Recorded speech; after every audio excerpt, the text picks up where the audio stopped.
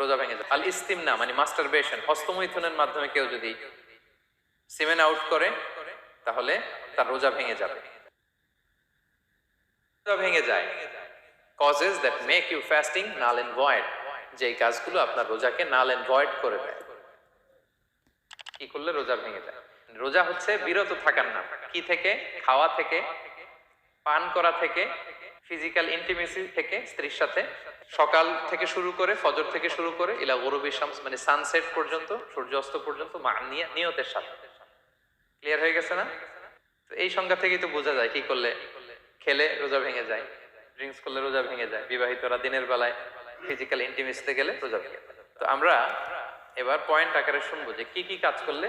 এখানে মৌলিকভাবে 3টা জিনিসের কথা বলা হয়েছে, কিন্তু আরো কিছু জিনিস আছে যেগুলো করলে আপনার রোজা ভেঙে যাবে। আসুন আমরা সেগুলো শুনি।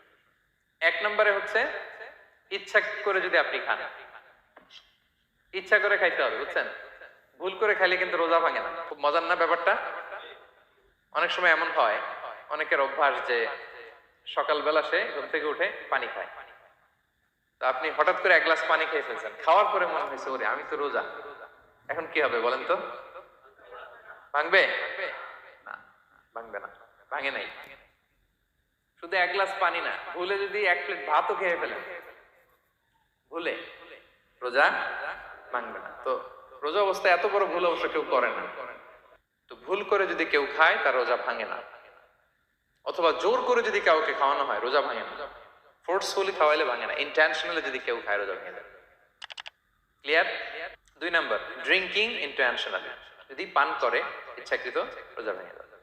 3 নম্বরে হচ্ছে ফিজিক্যাল ইন্টারকোর্স, দিনের বেলায় যদি ফিজিক্যাল ইন্টিমেসিতে যায় হাজবেন্ড ওয়াইফ এবং দেহ থেকে যদি সিমেন আউট হয় রোজা ভেঙে যাবে।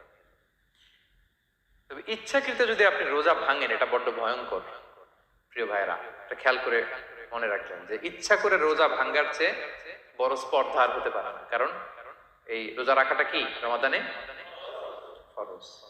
আপনি যদি ফরজ ইচ্ছা করে ভাঙেন তাহলে শুধু কাজা করলে হবে না, কাফারা দিতে হবে। কে দিতে হবে?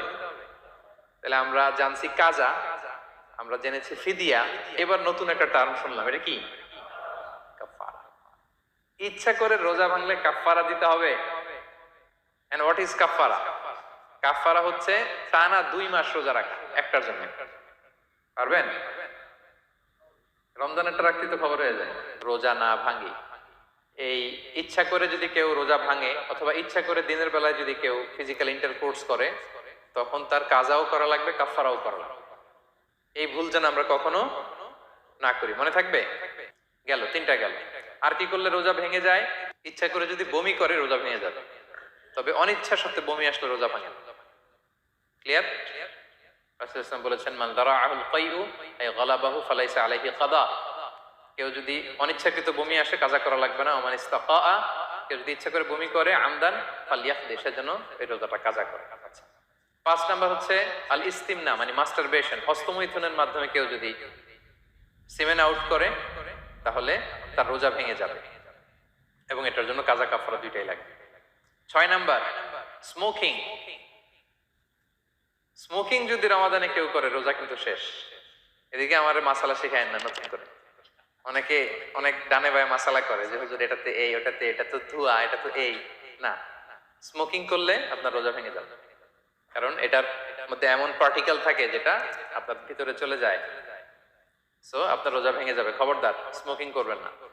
7 নাম্বারে আপনি যদি নাকে ড্রপ দেন, রোজা রাখা অবস্থায় নাকে ড্রপ দেওয়া যাবে না।